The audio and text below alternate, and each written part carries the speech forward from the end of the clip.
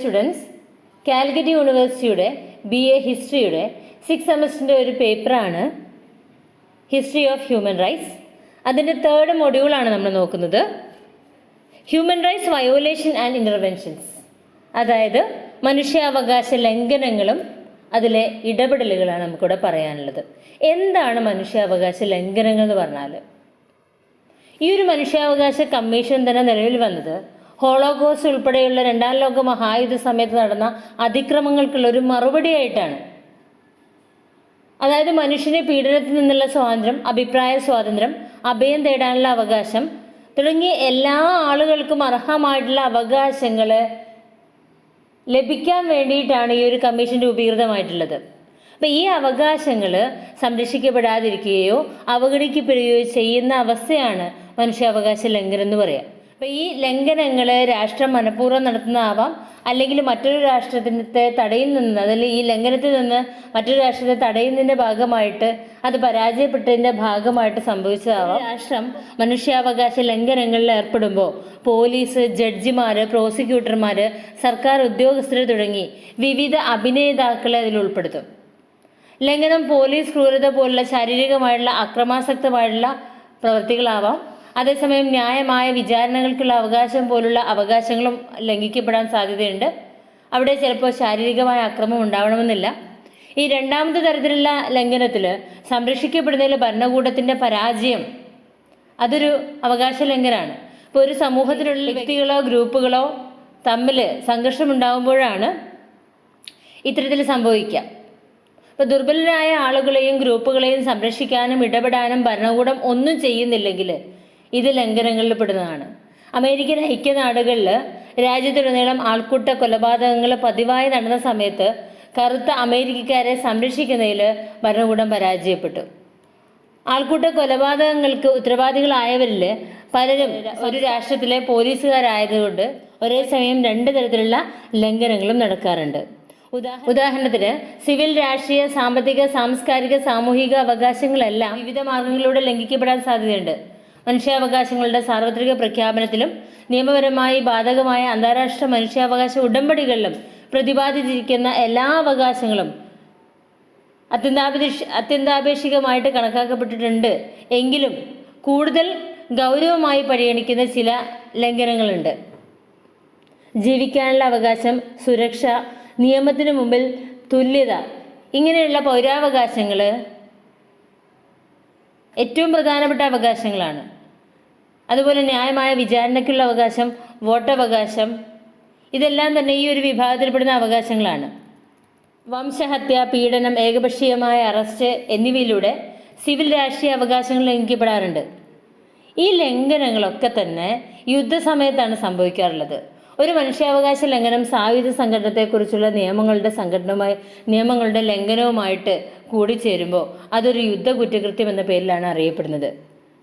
ഒരു മനുഷ്യാവകാശ ലംഘനം സായുധ സംഘടനത്തെക്കുറിച്ചുള്ള നിയമങ്ങളുടെ ലംഘനമായിട്ട് കൂടിച്ചേരുമ്പോൾ അതൊരു യുദ്ധ കുറ്റകൃത്യമായിട്ട് അറിയപ്പെടുന്നുണ്ട്. സംഘർഷം അഭിപ്രായ സ്വാതന്ത്ര്യത്തിനുള്ള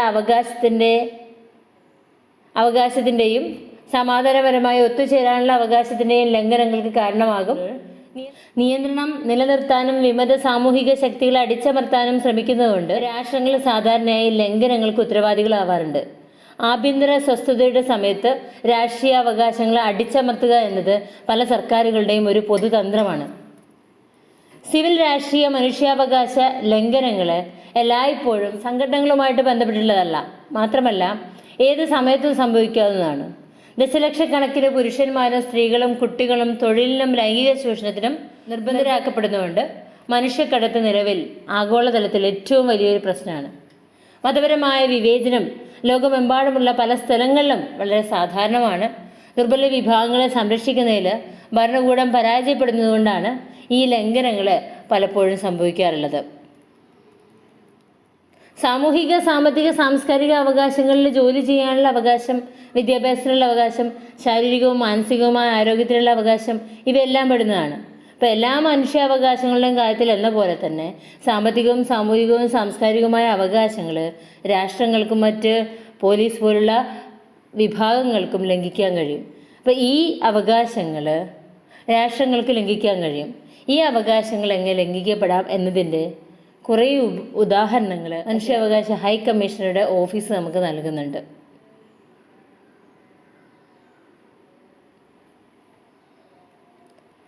ഉദാഹരണത്തിന് സർക്കാർ ഉടമസ്ഥയിലുള്ള സൗകര്യങ്ങളിൽ നിന്നുള്ള മാലിന്യങ്ങൾ ഉപയോഗിച്ച് വെള്ളം മലിനമാക്കൽ, അത് ആരോഗ്യത്തിനുള്ള അവകാശമാണ് അവിടെ ഹനിക്കുന്നത്. വീടുകളിൽ നിന്ന് ബലം പ്രയോഗിച്ച് ആളുകളെ ഒഴിപ്പിക്കൽ, മതിയായ പാർപ്പിടത്തിനുള്ള അവകാശമാണ് ഹനിക്കപ്പെടുന്നത്. സേവനങ്ങളും ആരോഗ്യത്തെക്കുറിച്ചുള്ള വിവരങ്ങൾ നിഷേധിക്കൽ, ആരോഗ്യത്തിനുള്ള അവകാശമാണ് നശിപ്പിക്കപ്പെടുന്നത്. വംശം, ലിംഗഭേദം, ലൈംഗിക ആഭിമുഖ്യം എന്നിവ നോക്കാതെ ജോലിസ്ഥലത്തുള്ള വിവേചനം ഇല്ലാതാക്കാനുള്ള അവകാശം, ഇത് ജോലി ചെയ്യാനുള്ള അവകാശത്തെയാണ് കാണിക്കുന്നത്. ഇത്തരത്തിൽ പല വിധത്തിൽ അവകാശ ലംഘനങ്ങൾ നടക്കാറുണ്ട്. 1941 അമേരിക്കൻ പ്രസിഡന്റ് ഫ്രാങ്ക്ലിൻ റൂസ്വെൽറ്റ് കോൺഗ്രസിനെ അഭിസംബോധന ചെയ്ത് തൻ്റെ വാർഷിക സ്റ്റേറ്റ് ഓഫ് യൂണിയൻ പ്രസംഗത്തിൽ 4 അവശ്യ മനുഷ്യ സ്വാതന്ത്ര്യങ്ങൾ പ്രഖ്യാപിച്ചു. സംസാര സ്വാതന്ത്ര്യം, ആരാധനാ സ്വാതന്ത്ര്യം, ആഗ്രഹത്തിൽ നിന്നുള്ള സ്വാതന്ത്ര്യം, ഭയത്തിൽ നിന്നുള്ള സ്വാതന്ത്ര്യം. ഇവിടെ സ്വാതന്ത്ര്യം എന്നാൽ എല്ലായിടത്തും മനുഷ്യാവകാശങ്ങളുടെ ഒരു മേൽക്കോയ്മയായിട്ടാണ് പറയുന്നത്. Legal restriction on freedom. സ്വാതന്ത്ര്യത്തിന് മേലുള്ള ലീഗൽ റെസ്ട്രിക്ഷൻസ് എന്തൊക്കെയാണ്? അപ്പോൾ മനുഷ്യൻ്റെ അവകാശങ്ങളെക്കുറിച്ച് മനുഷ്യാവകാശ കമ്മീഷൻ പറയുന്നുണ്ട് അല്ലേ. മനുഷ്യൻ്റെ വിവിധ അവകാശങ്ങളെക്കുറിച്ചും സ്വാതന്ത്ര്യങ്ങളെക്കുറിച്ചും പറയുന്നുണ്ട്. ആ സ്വാതന്ത്ര്യത്തിന് നേരെയുള്ള എന്തെല്ലാം നിയന്ത്രണങ്ങളാണ് ഭരണഘടന പറയുന്നതെന്നും ഇവിടെ പറയുന്നുണ്ട്.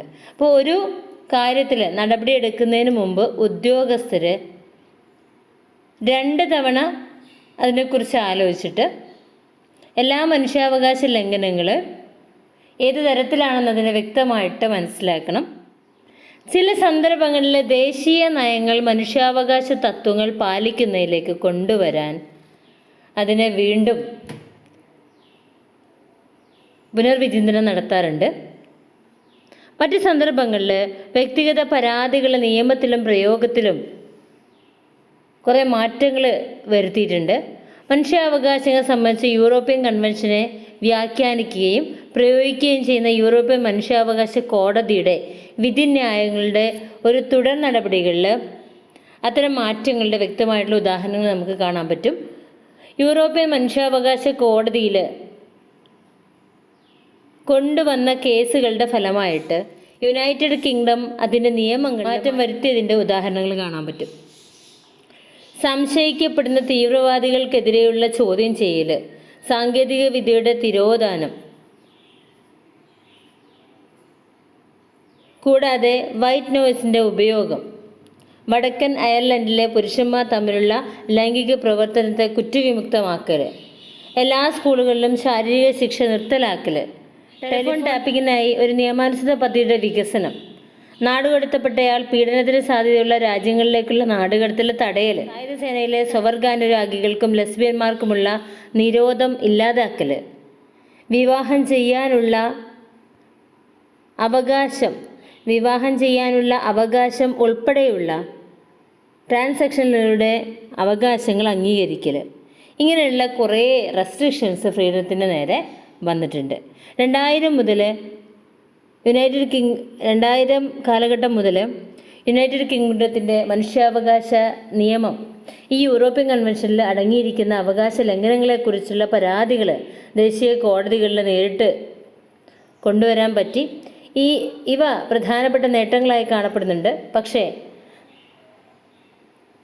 Amnesty international, human rights watch തുടങ്ങിയ ഗ്രൂപ്പുകൾ തയ്യാറാക്കുന്ന വാർഷിക മനുഷ്യാവകാശ റിപ്പോർട്ടുകൾ ലോകത്തിലെ മനുഷ്യാവകാശ സാഹചര്യം എങ്ങനെ ഇരുണ്ടതായിട്ട് ഇങ്ങനെ മാറുന്നു എന്ന് വ്യക്തമാക്കുന്നുണ്ട്.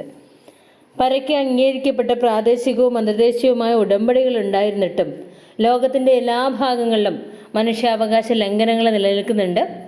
ഒരു limitations on politics and expression. നമുക്കെല്ലാവർക്കും സ്വാതന്ത്ര്യം, ആവിഷ്കാര സ്വാതന്ത്ര്യം, വിശ്വാസം, സമ്മേളനം, കൂട്ടായ്മ, സ്വത്ത്, ന്യായമായ വിചാരണ എന്നിവയ്ക്കുള്ള അവകാശങ്ങളുണ്ടെന്ന ഒരു അനുമാനത്തിൽ നിന്നാണ് മനുഷ്യാവകാശ സമീപനം ആരംഭിക്കുന്നത്. മനുഷ്യാവകാശ നിയമത്തിൽ വികസിപ്പിച്ചെടുത്ത 3 ഘട്ടങ്ങളുള്ള സ്കീം അനുസരിച്ച് ഈ അവകാശങ്ങൾക്ക് മേലുള്ള ഏതൊരു നിയന്ത്രണവും അവരുടെ ലക്ഷ്യത്തിലേക്കുള്ള ഒരു മാർഗമായിട്ട് ന്യായീകരിക്കേണ്ടതുണ്ട്. അപ്പം നമ്മുടെ സ്വാതന്ത്ര്യത്തിന്മേലുള്ള നിയന്ത്രണം ദുഷ്കരമോ നിന്ദ്യമോ ആയിരിക്കണമെന്നില്ല.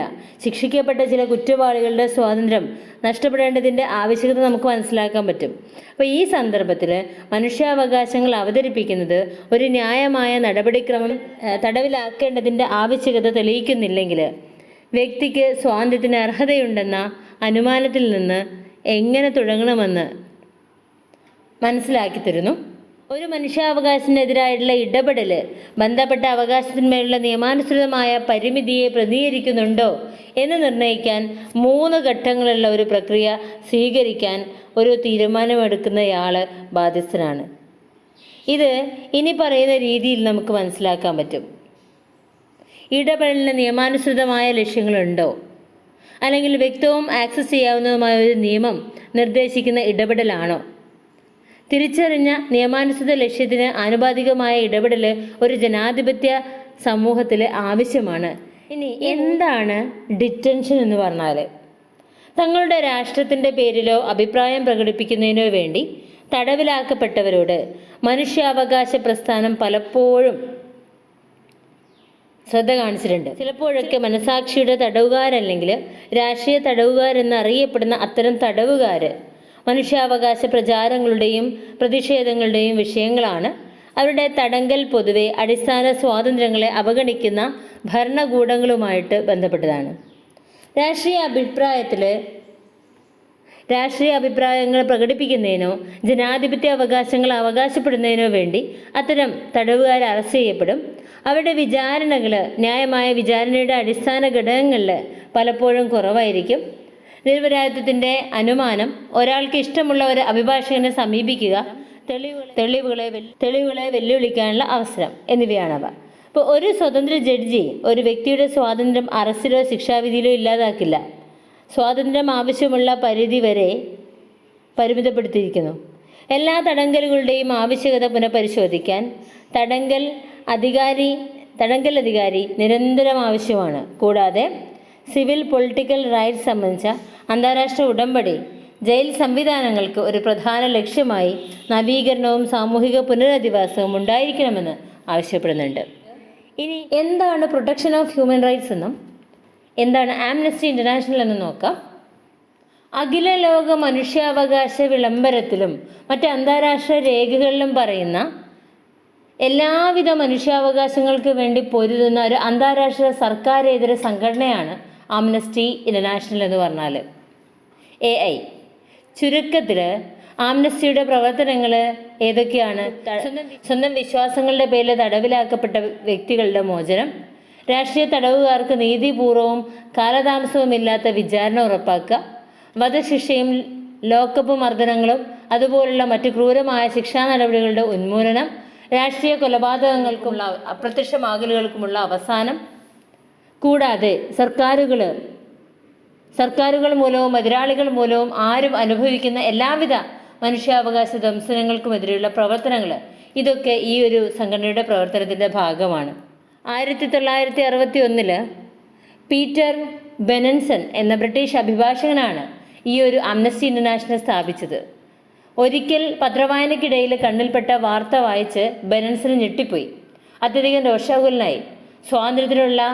സ്വാതന്ത്ര്യത്തിന് ആശംസകൾ നേർന്ന 2 പോർച്ചുഗീസ് വിദ്യാർത്ഥികളെ ആ കുറ്റത്തിൻ്റെ പേരിൽ 7 കൊല്ലം തടവിന് വിധിച്ച ഒരു വാർത്തയായിരുന്നു അതിലുണ്ടായിരുന്നത്. പത്രാധിപര് ദി ഒബ്ലവർ ദിനപത്രത്തിൻ്റെ പത്രാധിപര് ഡേവിഡ് ആസ്റ്റർക്ക് ബെനൻസൺ എഴുതിയ ഒരു എഴുത്ത് മെയ് 28 വിസ്മരിക്കപ്പെട്ട തടവുകാർ എന്ന പേരിൽ പ്രസിദ്ധീകരിക്കുകയും അതിൽ വായനക്കാരോട് തടവിലാക്കപ്പെട്ട വിദ്യാർത്ഥികൾക്ക് പിന്തുണ പ്രഖ്യാപിച്ച് എല്ലാ ബന്ധപ്പെട്ട അധികാരികൾക്കും എഴുത്തുകൾ എഴുതാൻ ആവശ്യപ്പെടുകയും ചെയ്യുന്നുണ്ട്. ഈ ലേഖനത്തിന് വിസ്മയാവഹമായിട്ടുള്ള ഒരു പ്രതികരണമാണ് ലഭിച്ചിട്ടുള്ളത്. 1 വർഷത്തിനകം 12ലധികം രാജ്യങ്ങളിൽ അന്യായത്തിന് ഇരയായവരുടെ പ്രതിരോധത്തിനു വേണ്ടി കത്തെഴുതുന്നവരുടെ സംഘങ്ങൾ രൂപം കൊണ്ടു. 1962 മധ്യത്തോടെ പടിഞ്ഞാറൻ Germany, Belgium, Switzerland, Netherlands, Norway, Sweden, Ireland, Canada, Ceylon, Greece, Australia, America, Ethiopia, Nigeria, Burma, India മുതലായ രാജ്യങ്ങളിൽ ആംനസ്റ്റി ഇൻ്റർനാഷണലിൻ്റെ സംഘങ്ങൾ പ്രവർത്തനം തുടങ്ങി. ആ വർഷം അവസാനം ഡയാന റെഡ് ഹൗസ് എന്ന ഒരു സംഘാംഗം ആംനസ്റ്റിയുടെ മെഴുകുതിരിയും കമ്പിവേലിയുമുള്ള ചിഹ്നം രൂപകൽപ്പന ചെയ്തു. ഇതിൻ്റെ ആദ്യത്തെ വർഷങ്ങളിൽ ഐക്യരാഷ്ട്രസഭയുടെ മനുഷ്യാവകാശ വിളംബരത്തിലെ 18ഉം 19ഉം ഖണ്ഡികകളിലാണ് ആംനസ്റ്റി ഇൻ്റർനാഷണൽ കൂടുതൽ ശ്രദ്ധ. കാലക്രമേണ രാഷ്ട്രീയ തടവുകാരെ കൂടാതെ പല മനുഷ്യാവകാശ ധ്വംസനങ്ങളുടെയും ഇരയായവരെ കൂടി സഹായിക്കുന്നതിന് വേണ്ടി ആംനസ്റ്റിയുടെ പ്രവർത്തന മേഖല വിപുലപ്പെടുത്തി. 2000 മാത്രം പേരെടുത്ത് പറയാവുന്ന 3685 തടവുകാർക്ക് വേണ്ടി ആംനസ്റ്റി പ്രവർത്തിച്ചു.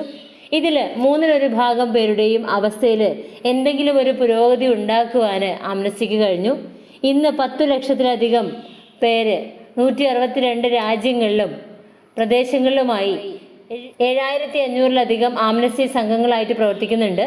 സ്ഥാപിച്ച അന്ന് മുതൽ ഇന്ന് വരെ 100 കണക്കിന് രാജ്യങ്ങളിലായി ഏതാണ്ട് 44,600 തടവുകാർക്ക് വേണ്ടി ആംനസ്റ്റി പൊരുതിയിട്ടുണ്ട്. ലണ്ടൻ ആസ്ഥാനമായി പ്രവർത്തിക്കുന്ന ലോകമെമ്പാടുമുള്ള മനുഷ്യാവകാശ സംഘടനകളിൽ ഒന്നാണിത്. അതൊരു സർക്കാരിതര സംഘടനയാണ്. 1961 മെയ് 28 സ്ഥാപിതമായത്.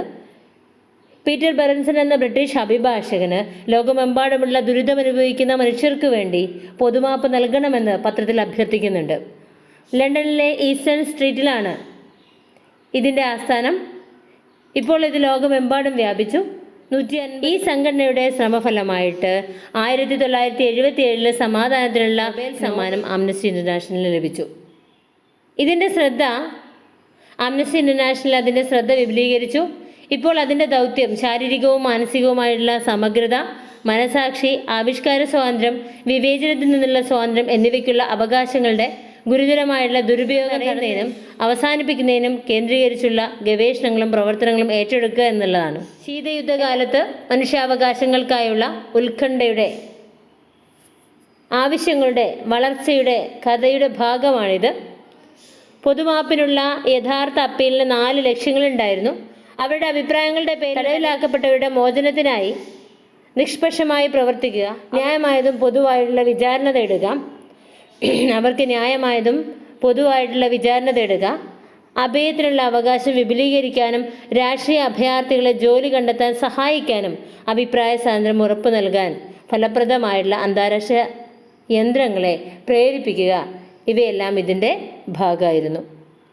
Amnesty international, human rights watch തുടങ്ങിയ ഗ്രൂപ്പുകൾ തയ്യാറാക്കിയ വാർഷിക മനുഷ്യാവകാശ റിപ്പോർട്ടുകൾ ലോകത്തിലെ മനുഷ്യാവകാശ സാഹചര്യം എങ്ങനെ ഇരുണ്ടതായി എന്ന് വ്യക്തമാക്കുന്നുണ്ട്. പരക്കെ അംഗീകരിക്കപ്പെട്ട പ്രാദേശികവും അന്തർദേശീയവുമായിട്ടുള്ള ഉടമ്പടികൾ ഉണ്ടായിരുന്നിട്ടും ലോകത്തിൻ്റെ എല്ലാ ഭാഗങ്ങളിലും മനുഷ്യാവകാശ ലംഘനങ്ങൾ നിരന്തരം നടന്നുകൊണ്ടിരിക്കുന്നുണ്ട്.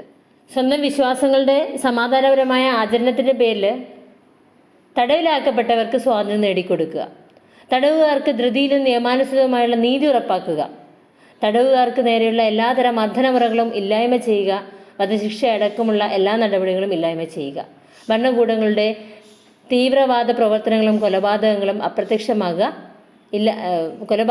ഇല്ലാതെയാക്കുക, രാഷ്ട്രീയമായുള്ള അഭയം തേടുന്നവരെ തുണയ്ക്കുക, മനുഷ്യാവകാശ ധ്വംസനങ്ങൾക്കെതിരെ പൊരുതുന്ന ഐക്യരാഷ്ട്ര സംഘടന പോലെയുള്ള മറ്റ് സംഘടനയുമായിട്ട് സഹകരിക്കുക, മനുഷ്യാവകാശ ധ്വംസനങ്ങളെക്കുറിച്ച് ലോകമാസകലം അവബോധം വളർത്തുക. ഇതൊക്കെയാണ് ഈ ഒരു ആംനസ്റ്റി ഇൻ്റർനാഷണലിൻ്റെ ലക്ഷ്യങ്ങളെന്ന് പറഞ്ഞാൽ. ഇതിൻ്റെ പ്രവർത്തന രീതി ഏത് വിധത്തിലാണ്? ഈ ലക്ഷ്യങ്ങൾ നേടുന്നതിനായുള്ള ആംനസ്റ്റിയുടെ പ്രവർത്തന രീതികൾ മനുഷ്യാവകാശം ചവിട്ടിമതിക്കപ്പെടുന്ന ഒരു സംഭവത്തെക്കുറിച്ച് വാർത്ത ചെവിയിലെത്തിയാൽ ഉടനെ തന്നെ അവിടേക്ക് അന്വേഷണ സംഘത്തെ അയക്കും. നിഷ്പക്ഷമായും കൂലങ്കഷമായും അതുപോലെ നല്ലപോലെ അതിനെക്കുറിച്ച് അന്വേഷിച്ചിട്ട് ആ സംഭവം ശരിയാണെന്ന് കണ്ടെത്തിയാൽ ആദ്യം അന്വേഷണ ഫലങ്ങൾ പ്രസിദ്ധപ്പെടുത്തും. പിന്നാലെ തന്നെ ആ അനീതിക്കെതിരെ സംഘാംഗങ്ങളെ കർമ്മനിരതരാക്കും. ബന്ധപ്പെട്ട സർക്കാർ ഉദ്യോഗസ്ഥർക്ക് കത്തുകൾ എഴുതിയും പ്രതിഷേധിച്ചും പ്രകടനങ്ങൾ നടത്തിയും ധനശേഖരണ യജ്ഞങ്ങൾ നടത്തിയും പൊതുജനങ്ങൾക്കിടയിൽ ബോധവൽക്കരണ പ്രവർത്തനങ്ങൾ നടത്തിയും എല്ലാം തന്നെ സംഘാംഗങ്ങൾ തങ്ങളുടെ യുദ്ധം തുടങ്ങും. വ്യക്തികളുടെ പ്രശ്നങ്ങളിൽ ഇടപെടുന്നത് പോലെ ചില പൊതു നയങ്ങൾക്കെതിരെയും ആംനസ്റ്റി പൊരുതുന്നുണ്ട്. പ്രാദേശിക തലത്തിലാണ് ആംനസ്റ്റിയുടെ പ്രധാന പ്രവർത്തനങ്ങളെങ്കിലും 40-ലേറെ കൊല്ലത്തെ ചരിത്രവും സമാധാനത്തിലുള്ള ഒരു നോബൽ സമ്മാനവും ഉന്നത തലങ്ങളിലെ ആംനസ്റ്റിക്ക് വളരെയധികം ശക്തി നേടിക്കൊടുത്തിട്ടുണ്ട്.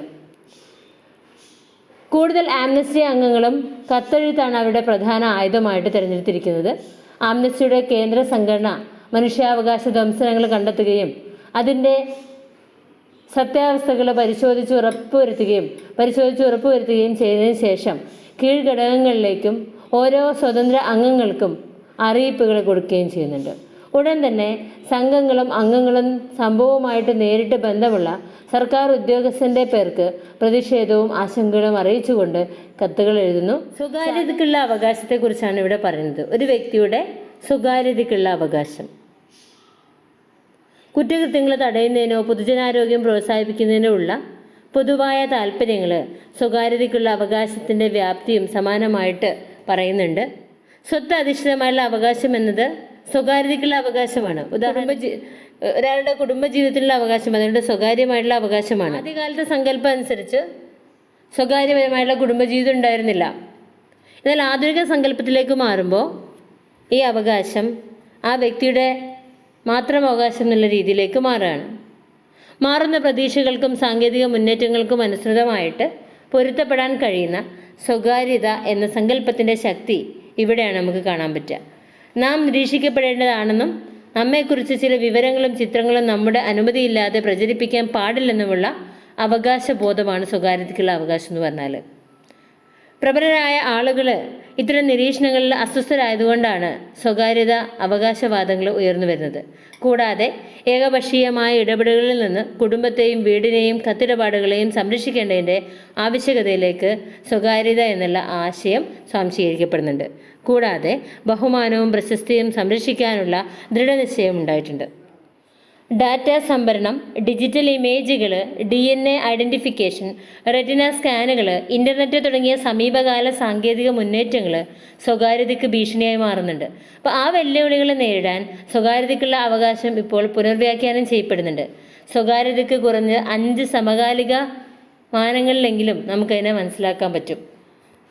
ഒന്നാമത്തെ വരുന്നത് മറ്റുള്ളവരുടെ അനാവശ്യമായ നിരീക്ഷണങ്ങളിൽ നിന്ന് സ്വതന്ത്രമായ ഒരു വ്യക്തിക്ക് അവകാശമുണ്ട്.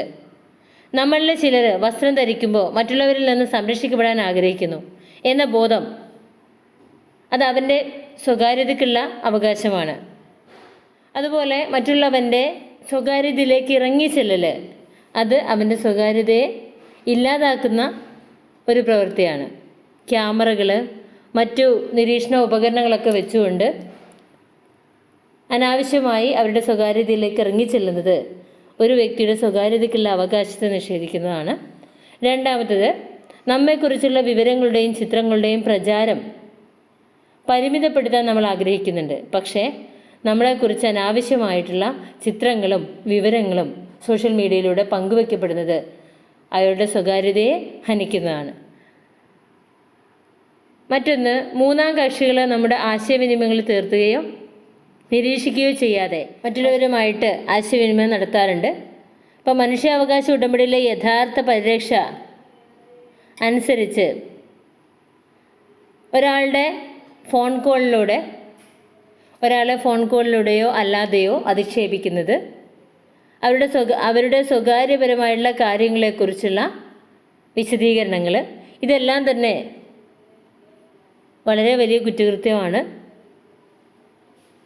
നമ്മുടെ ശാരീരികവും മാനസികവുമായ ക്ഷേമത്തിന് സംരക്ഷണം ആവശ്യമാണ്. ഗാർഹിക പീഡനം, ലൈംഗിക അതിക്രമം, ശാരീരിക ശിക്ഷ, പാരിസ്ഥിതിക അപകടങ്ങൾ എന്നിവയിൽ നിന്നുള്ള സംരക്ഷണം ഉറപ്പാക്കുന്നതിന് അതിനു വേണ്ടിയാണ് സ്വകാര്യത നിയമം ഗവൺമെൻറ് കൊണ്ടുവന്നിട്ടുള്ളത്. അഞ്ചാമതായിട്ട്, നിയന്ത്രണങ്ങളിൽ നിന്ന് മുക്തരായിട്ട് നമ്മുടെ വ്യക്തിത്വത്തെ വികസിപ്പിക്കാൻ ഇടമുണ്ടാകണമെന്ന് ഓരോ വ്യക്തിയും ആഗ്രഹിക്കുന്നു. സെക്സ്, ഐഡൻറ്റിറ്റി, കൂട്ടുകെട്ട് എന്നിവയെക്കുറിച്ച് ചില തിരഞ്ഞെടുപ്പുകൾ നടത്താൻ നമുക്ക് സ്വാതന്ത്ര്യമില്ലെങ്കിൽ നമ്മുടെ വ്യക്തികളെ അവയുടെ പൂർണ്ണ ശേഷിയിലേക്ക് വികസിപ്പിക്കുന്നതിൽ നാം പരാജയപ്പെടും.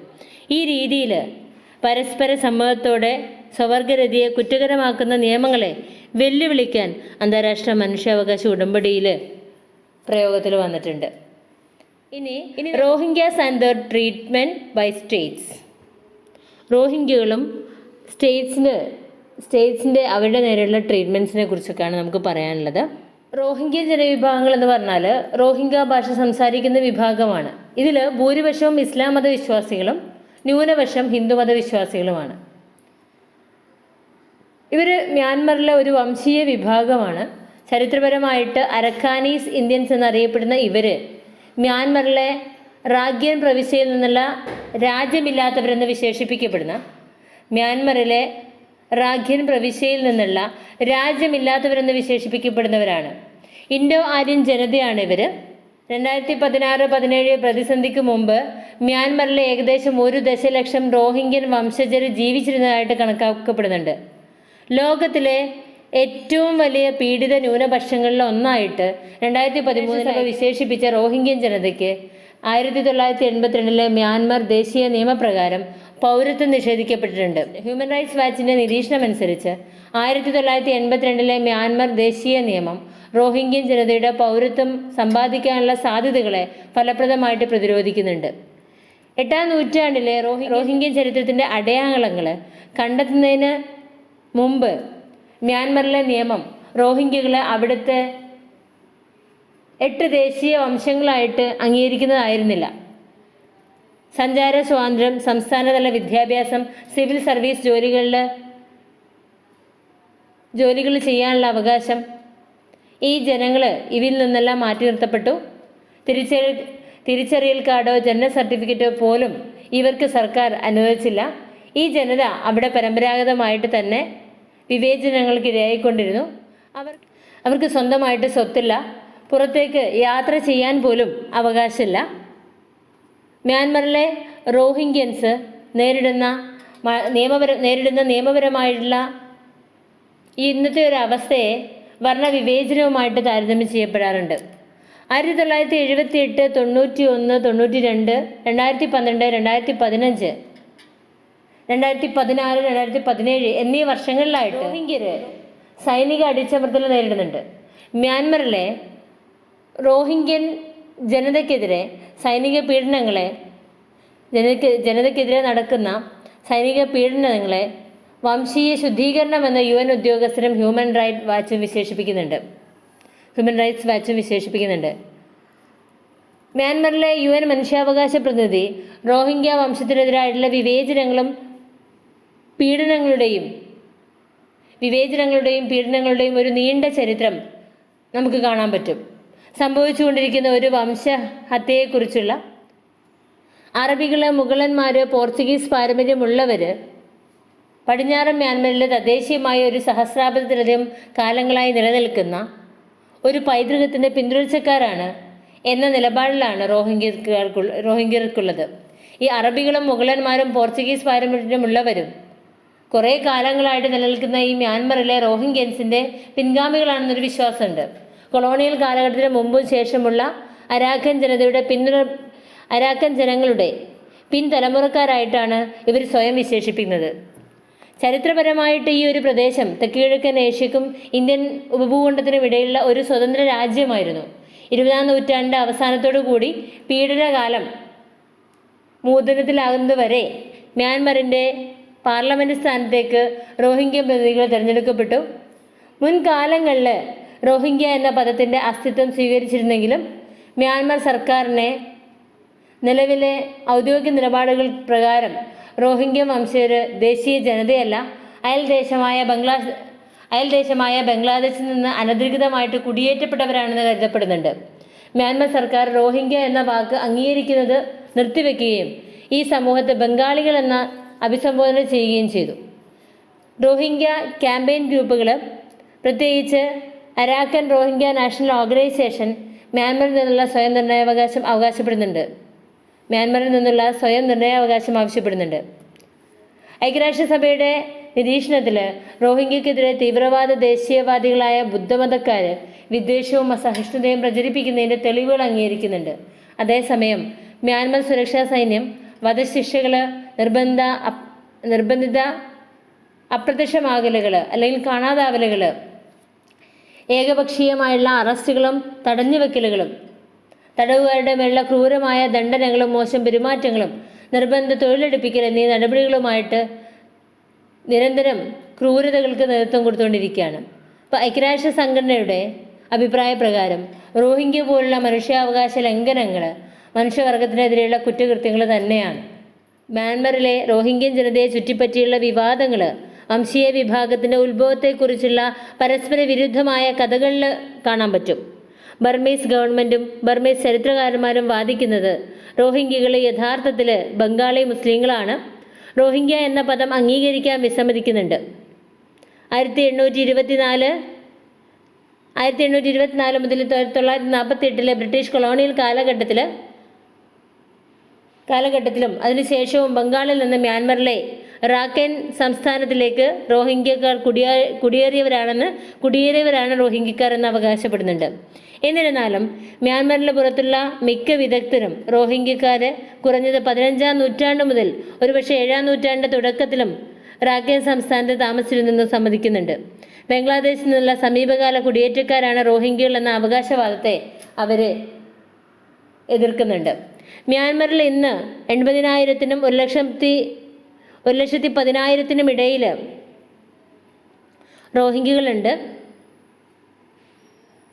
അവരിൽ 80% പേരിൽ റാഖൈൻ സംസ്ഥാനത്താണ് താമസിക്കുന്നത്. റോഹിംഗ്യകൾ പ്രധാനമായും താമസിക്കുന്നത് റാഖൈൻ സംസ്ഥാനത്ത് 2 വടക്കൻ ടൗൺഷിപ്പുകളിലാണ്. മൗണ്ടാവ്, ബുത്തിദാങ് തുടങ്ങിയ ബംഗ്ലാദേശിൻ്റെ അതിർത്തിയോട് ചേർന്ന പ്രദേശത്തിൽ. റാഖൈൻ ബുദ്ധമതക്കാരാണ് റാഖൈൻ സംസ്ഥാനത്ത് വസിക്കുന്ന ഒരു പ്രധാനപ്പെട്ട ജനസംഖ്യ എന്ന് പറഞ്ഞാൽ. ഈ 2 വിഭാഗങ്ങൾ തമ്മിലുള്ള സംഘർഷം അക്രമത്തിലേക്ക് നയിക്കുന്നത് അവിടുത്തെ സ്ഥിരം സംഭവമാണ്. റോഹിംഗ്യകളെ അടിച്ചമർത്തുന്നതിൽ സർക്കാർ കാര്യമായിട്ടുള്ള പങ്ക് വഹിച്ചിട്ടുണ്ടെങ്കിലും ബർമീസ് പൗരന്മാരുടെ സഹായമില്ലാതെയല്ല ബർമീസ് പൗരന്മാരുടെ സഹായം ഇവർക്ക് ലഭിക്കാറുണ്ട്. മ്യാൻമറിൽ റോഹിംഗ്യകളോട് വ്യാപകമായിട്ടുള്ള വെറുപ്പും വിദ്വേഷവും നിലനിൽക്കുന്നുണ്ട്. റോഹിംഗ്യകളോടുള്ള വെറുപ്പ് സമാഹരിക്കാനുള്ള ഒരു മാർഗമായിട്ട് ഉപയോഗിച്ചുകൊണ്ട് ബർമീസ് ഗവൺമെൻറ് തങ്ങളുടെ പൗരന്മാരിൽ ഈ ഒരു അവഗണന പറയുന്നുണ്ട്. 2015 നവംബറിലെ തെരഞ്ഞെടുപ്പിന് മുമ്പ് പ്രസിഡന്റ് തീൻ സെയിൻ താൻ ശക്തനായ ഒരു നേതാവാണെന്നും മറ്റൊരു ടേമിലേക്ക് തിരഞ്ഞെടുക്കപ്പെടേണ്ട തെളിവായിട്ട് നിരവധി വിവേചനപരമായ നിയമങ്ങൾ പാസ്സാക്കിയത് അദ്ദേഹം ചൂണ്ടിക്കാണിക്കുന്നുണ്ട്. മുസ്ലിം വിരുദ്ധ വാക്ചാതുര്യം കൊണ്ട് ഭാഗികമായെങ്കിലും അദ്ദേഹത്തിൻ്റെ പ്രചാരണം ഊർജിതമാണ്. സ്വന്തം രാജ്യത്ത് വെറുക്കപ്പെട്ടവരും ഭയാനകവുമായ ജീവിത സാഹചര്യങ്ങളിൽ ജീവിക്കാൻ നിർബന്ധിതരാകുന്ന രാജ്യരഹിതരായ ഒരു ജനവിഭാഗമാണ് റോഹിംഗ്യകൾ എന്ന് പറഞ്ഞാൽ. ഇത്രയാണ് ഈ ഒരു ഭാഗത്ത് പറയാനുള്ളത്. ഇനി നമുക്ക് എന്താണ് കൊളോണിയലിസം എന്നുള്ളത് നെക്സ്റ്റ് വീഡിയോയിൽ നോക്കാം. Okay, thank you.